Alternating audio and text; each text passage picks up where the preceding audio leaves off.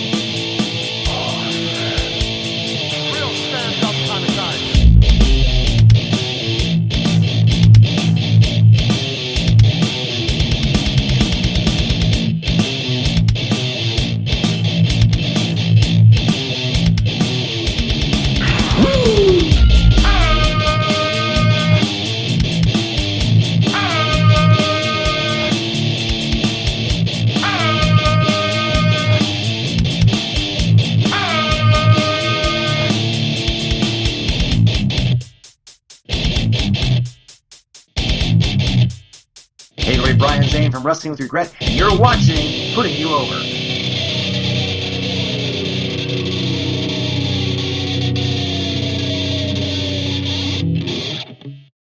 Oh, did the sound drops work? You know, I didn't even get a piece of you. I didn't even get a piece of him. I don't know if it's too loud, but it doesn't matter. It doesn't matter. Okay. Coming up at 9 o'clock.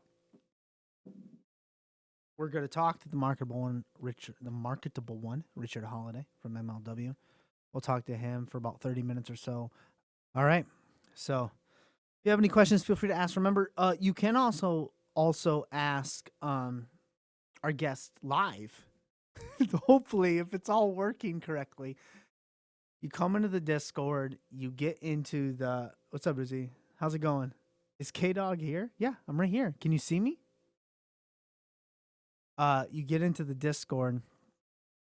You get into the on the line chat, which I think is the thing is, Bruzy, is I know I can hear people on Discord. Christ, we just heard myself. I want to make sure that when people get into the Discord, if they have a question for the guest, that they can ask it, the guest can hear it, and you can there's a back and forth. And we've done it once. We've done it one time. And it worked. Big shout out to D-Rod. So, and I believe if you get into on the line right now, you actually can hear the show. You know, like if you're on hold on the radio and they play the show for you while you're on hold, I think if you got in there, you could hear it right now. So you could watch it in the Twitch. You could listen to it on the Discord. Oh, he's all set. All right, let's give him a call, and we're good to go. So, all right, here we go. Can you hear me, Mr. Marketable One? I can hear and see you. You can hear and see me. That's great. Would you like to be seen? But now we can. No, are we live right now? We are live, and you looking phenomenal. We're live. No one can see you at the moment. Can they hear me at the moment? Yes, they can hear you at the moment. And now they can see you. Fantastic. How was working that Zoom? Really frustrating? Frustrating, yes. It wasn't quite as easy as I anticipated it to be, but here we are. Yeah, I use it all day, and it doesn't matter what time of the day or what. It's always frustrating. But I just want to thank you for coming on tonight and giving me your time, because your time is precious. Time is money. So any time that you can give me, I greatly appreciate. And so I'm going to start things off. The first time, what's that? Don't waste my time. Don't waste your time. Just don't waste my time, then we should be okay. I'll try not to. First of all, I thought the first time I ran across you was Northeast Wrestling in Connecticut. Unfortunately, you had a rough night that night versus Jim Anderson. That's the first time I noticed you. But that wasn't your first I match, mean, correct? years back. That No, yeah, was. yeah. No, it wasn't. That was maybe your first handful. That's years ago. That was. It was like it had some weird Christmas style name. I don't even remember the name, but I do remember it because I'm from upstate, so Northeast is around here, so I was able to catch that one. But tell me about your first match. Didn't Demolition ruin that experience for you? Yeah, so my first match actually took place in South Bend, Indiana. Oh, Larry Bird And country. yeah, for sure. It was right near Notre Dame. And Palma, who had trained me, had brought me up there to have my first match. And I wrestled the promoter. His name was Brian Costello. And within that match, Demolition did interfere. So it was a cool little moment for me to have my first match ever, have two legends of the game be involved, and for me to get physical with them in some sort of capacity was definitely something to remember the evening by. Yeah. Um, that was probably a amazing experience, but we're not going to touch on your past because I'm sure every other podcast or whoever, deals with you has touched upon. I want to talk about MLW and what you're doing right now. Yeah, And you're the Caribbean champion, correct? absolutely. That's right.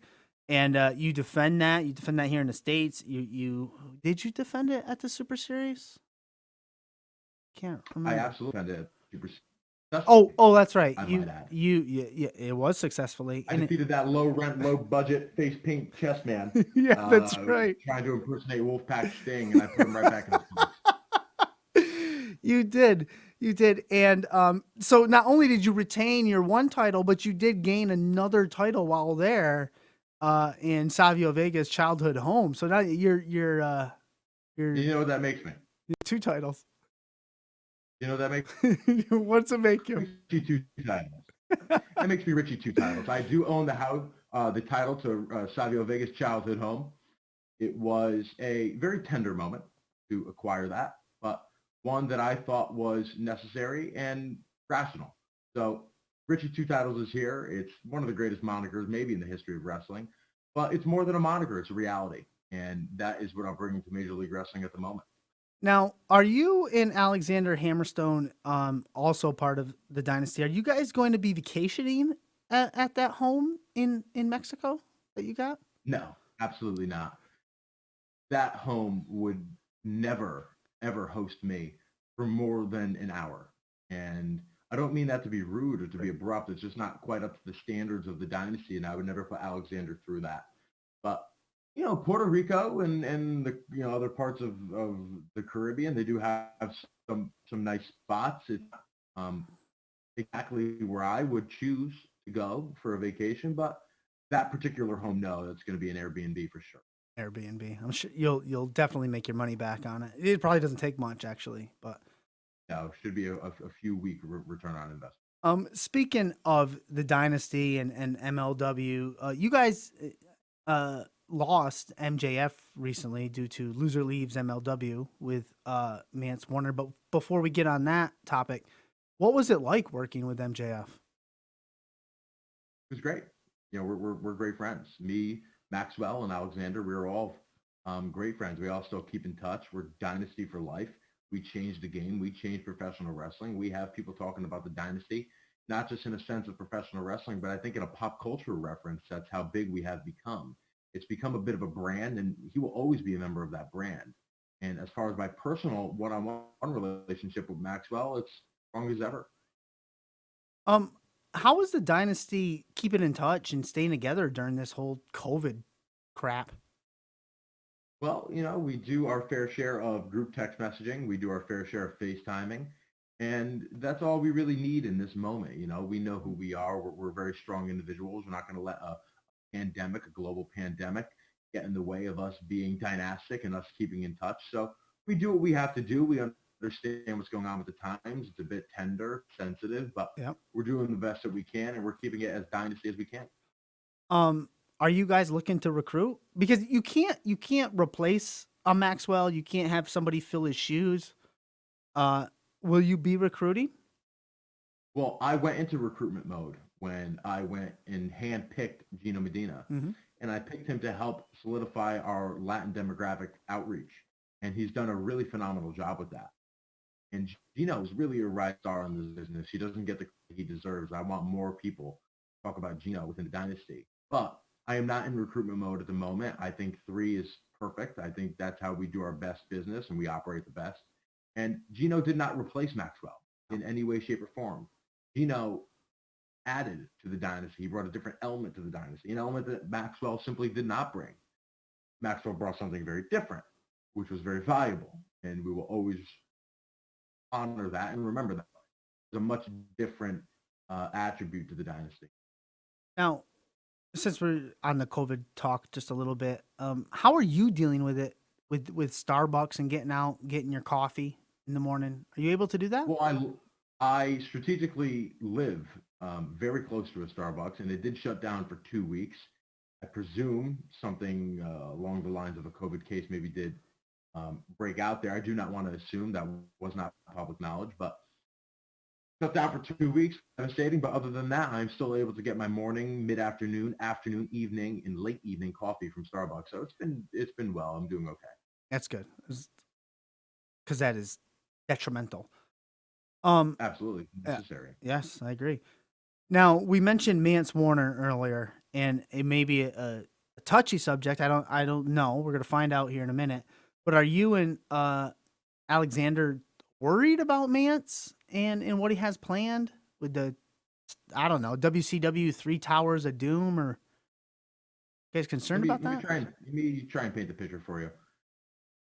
In a hypothetical world, would you imagine that 2 extraordinarily athletic, extraordinarily good-looking, extraordinarily wealthy, extraordinarily like-minded, extraordinarily intelligent, articulated, intellectual individuals would ever possibly be scared and or worried?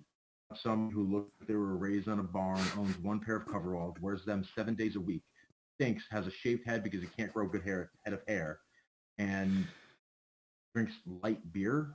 No, absolutely not. I am not worried. I hope that answers your question. It does answer. Could he just be jealous of the dynasty? Does he want that type of camaraderie that he has? I mean, who does he have? Moondog? Well, I think the word could almost implies that there's a chance that he's not, right? Like could. Yeah. There's a word that means like, hey, I could go to the Olympics, but I'm not talented and I don't put in the work. You know what I mean? So like there's that chance. He is 100% jealous of the dynasty. The word could doesn't really have any association in this context. So yeah, he is 100% jealous. I mean, take a look at us. Who wouldn't be jealous? Yeah. I mean, I would be jealous if I were him, if I had that, that natural born look that he has. I mean, that is just, I feel, honestly, in moments, I feel sorry for him. And I rationalize jealousy. I'm like, okay, this kind of makes sense. Like, I would be too. So I don't hate on him in that sense. It's just kind of like, hey, man, like, get the hell away from me. Yeah, thing. kind of feel sorry for him. Yeah. Before I go on, your mustache, by the way, is just phenomenal. Oh, I know it is. I know it is. I'm actually surprised it took you this long to really point it out. It's something different. I'm going for a different look, a different marketing right now, a different campaign, if you will. And do I know if this is going to be something long-lasting? I'm not sure. Is anything on earth long-lasting? Mm-hmm. No. Some things are trendy. Some things are hot. Right now, this mustache is hot. Let's just be perfectly honest. To everybody who's on Twitch, anybody who's watching this, anybody who will be listening to this, I know, this mustache is hot. I pull it off. It looks fantastic. 99.9% of males cannot pull off a mustache. Mm-hmm. I mean, you look at mine. I got a disheveled beard, been stuck in the house for who knows how long. Yeah, like if you got rid of your beard, chances are you'd look like shit. But I look good with this mustache, so I have it, right? And that's not me throwing shade at you. I'm just trying to be honest. Hey, I can accept that. I can see that. Yeah, for sure. So this past week, I guess, on MLW, Contra has taken over. They said day 1 of the war. Is the dynasty concerned at all? Do they pay any attention to Contra? Do they care? With Contra Unit? Well, Contra Unit is very interesting, and they certainly have their sector of MLW, and they're doing a interesting job, if you will. I do know that Alexander has something that Mr. Fatu wants. Mm-hmm. And who knows? There could be an encounter down the road with Contra. I don't know. It's pure speculation, pure foreshadowing. I don't want to assume anything. Right now, we know where our business lies. And Alexander's doing a tremendous job making the National Overweight Championship one of the most talked about titles in all of the world. I'm doing as we know, tremendous job making the Caribbean Championship relevant and making it an official championship. I'm still in discussions with Corp Bauer. My lawyer / my father is working on that. So we are kind of moving the needle right now. That's our focus. This is a time where professional wrestling need company and need somebody to kind of drive the ship. And me and Alexander and Gino are doing that. Yeah, I was gonna say if your father / lawyer had gotten the Caribbean Championship, Other way around. Oh, The other way around. lawyer / father. Yes, thank you. No, sorry about that. It all depends on the context in which you use it in. So right now we're referring to a legal matter. So Oh. it would be my lawyer / my father. If we're talking about my childhood, it would be my father / my lawyer. Oh, you go the other Right. way. You slash the other slash way. goes the other way. Yeah, that makes sense. Makes Yeah. perfect sense. And the open weight championship, shouldn't that be a worldwide championship and not just a national one? I mean, that thing's defended everywhere. Well, we are trying to get it changed to the International Oh. Openweight Championship. That's a good point. It is a bit of a legal process. It's not as easy as it seems. You would think that you can just replace the belt. You can't, right? There's things that go into this. It's way above your, and it's something we're working on, and it could be something that comes to fruition. But at the end of the day, we know that the title is international. It would be nice to have it recognized as such. Would you ever eat breakfast at a Los Parks restaurant if they were cooking? I'm not familiar with the Los Parks restaurant. You haven't seen the Los Parks cooking breakfast? No, I don't. I actually don't watch the show. I only I only watch back anything that I'm participated in. Anything else is kind of irrelevant to me. Makes sense. As far as the marketable one and the dynasty, do you guys have a 3-year? I mean, you guys are businessmen. You guys are smart. You have a plan. You have like a 3-year plan, correct? We do. I think, the plans are very fluid in the sense that the business is fluid and it can change at any moment. So I do like short-term approaches. I do like a 6-month plan, a 1-year plan, and achieving that. And of course, it is very smart to have a 3-year outlook or 5 or 10-year plan, but that can go on and on, right? I mean, you can say I have a 3, a 5, a 10, 15, a 20. When does it end? But you have to kind of focus on the initial battles in order to win the war, if that kind of makes sense. At the end of all of this, what would you like people to say about Richard Holliday, the marketable one? Well, I think it's just every time Richard Holliday was either on my television screen or I was fortunate enough to see him live in person, it was that he provided the ultimate consumer experience, and whatever that means for that individual consumer, whatever that means for them, that's what I provided to them. When they hear me talk, when they see me wrestle, when I walk in, when I walk out, it's all the ultimate consumer experience. And I was able to give them something that they didn't think that they were going to get when they bought a ticket or tuned in to be in sports. That's ultimately what I want. Being known as the best technical wrestler in the world, that would be nice, but that was never something that I aspired to do. It's more, how did I make you feel? Yeah. And I know that I made you feel like a consumer. We can consume all your stuff at MLW Shop and Pro Wrestling Tees, and we got those links up there. Could you say you're the modern? Oh, I have fantastic stuff at Pro Wrestling Tees right now. Yes, you do. Have you seen my mug? My coffee mug. I have not. I've seen your shirt, but I haven't seen your mug. MLW just released a coffee mug. It is on MLWshop.com. I highly suggest you buy it and make your morning coffee that much better. That much better. Dynastic. Makes it dynastic, exactly. It says right in the mug. Could you say, or this is what I like to say about you. I looked at you as the modern day Mr. Perfect. Is that fair? Am I fair in saying that? Comparisons are fun. I like comparisons. I think it's fun when people do it. But what is the modern day Mr. Perfect? I would have to be elaborated a little bit more. That's a great point. Very technically savvy, anything you do, you can do anything. That's the way I look at you. I can put you in any situation, in the ring, out of the ring, business, home. You could cook my Thanksgiving dinner, and you're probably going to excel. Well, upon elaboration, well, now it makes sense, right? I mean, a lot of people will just say, he's this of that, and he's the modern day this, he's the present day that. Then there's no elaboration. So the elaboration is appreciated. And then, of course, I could say, well, I can see that point there. I think I tell people a lot whenever I do an interview is that I never try, and you didn't do this, so I'm not putting words in your mouth. I'm just putting it out there. Yep. I never try to emulate. I try to innovate. I try to be different. And while there might be a presence of somebody who has possibly influenced even a small facet of my career, I never try to replicate, because that's not smart business.